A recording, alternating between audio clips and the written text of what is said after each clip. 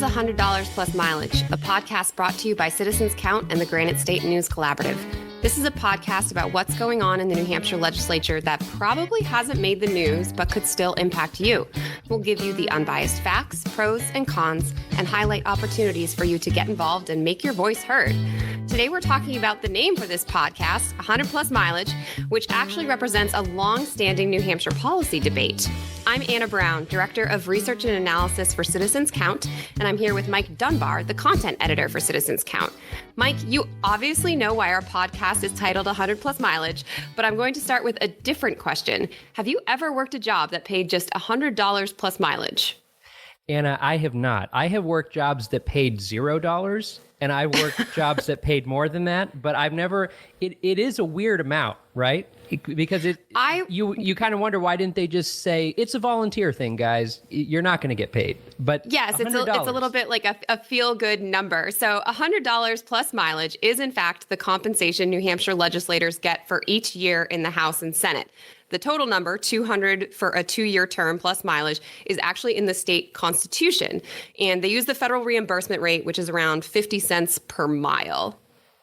And this is very unusual compared to other states. According to the National Conference for State Legislatures, the average base salary for a state legislator across the U.S. is about $38,000. So a lot of state legislators in other states really do get paid a sizable amount.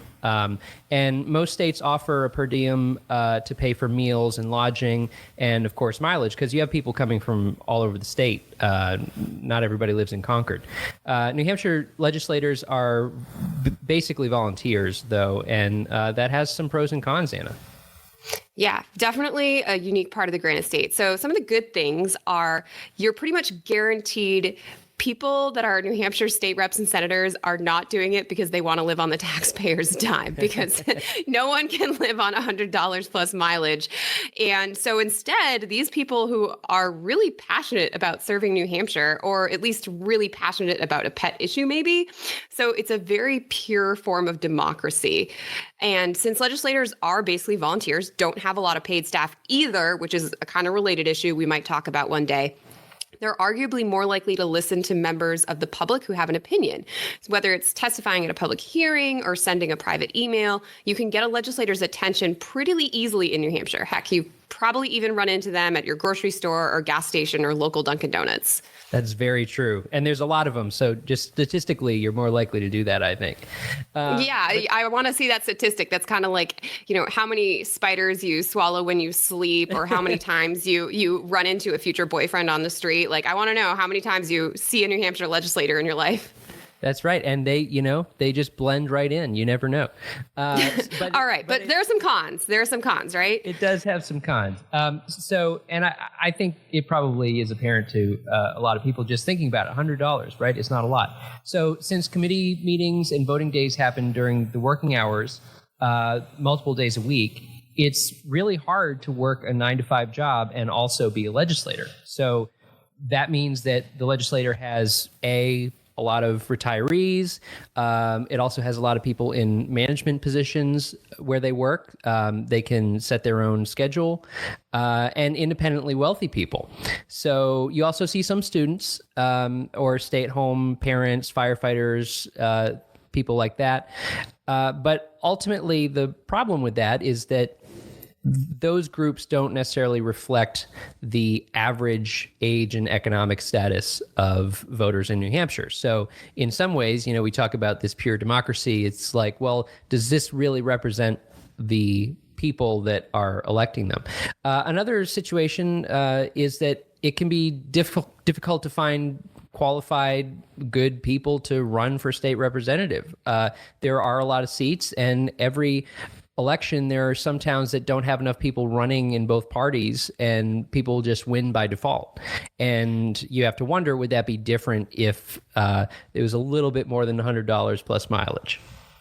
Absolutely. And I know that because I cover election results for Citizens Count, and it's always funny because before every primary and every general election, I go through and I can just highlight, oh, well, that person's going to win by default because no one's running against them. Sorry about that. And at the outset of each election season, usually the Democrat and Republican parties say, like, look how many people we got to run this year, because it's literally a victory if you can have more people running each year because you're missing out. So right. And you wrote that article about, this goes to show how much your vote matters in New Hampshire. Absolutely. Absolutely. All the time, contests are decided by just a handful of votes. And in New Hampshire, it's not a platitude when people say your vote counts. It can really be the difference. And if someone's just on the ballot just because they needed someone on the ballot, definitely research that person. And maybe you don't want them to be your legislator, maybe. I will note that there have been bills over the years to change this, but none of them have gotten very far. I think New Hampshire is really committed to our citizen legislature. I did want to share one that's kind of entertaining. This was put forward a few times by the late Representative Dick Marple. So HB 525 was in 2019. That was the last one he did. It would require that legislators be paid in silver dollar coins. And I learned that the face value of a silver coin is $1, but the spot value of the silver is around 15. So that means legislators would have actually gotten around 1,500 per year plus mileage, which also not great compensation. But the House killed the bill. I still think it's fun to imagine legislators getting a bag of silver coins like leprechauns. Yes, exactly. Walking home with their bags full of silver dollars. Yes, perfect. I love it. So there also was a proposed constitutional amendment for this year that's sponsored by Rebecca McWilliams, and that would repeal the 2-year $200 compensation for legislators. So if even $100 is too much, we have that option too, but that bill doesn't have a public hearing yet. All right, we'll have to follow that bill when it comes up for debate. Until then, we'll cover lots of hot bills proposed this year, from absentee voting to bottled water to mushroom harvesting to pistols on snowmobiles and more. If the weather gets icy, maybe we'll even talk about the legality of using a flamethrower to melt the ice on your driveway. Yes, there was a bill about this subject a few years ago. New Hampshire legislation can be truly surprising and fascinating.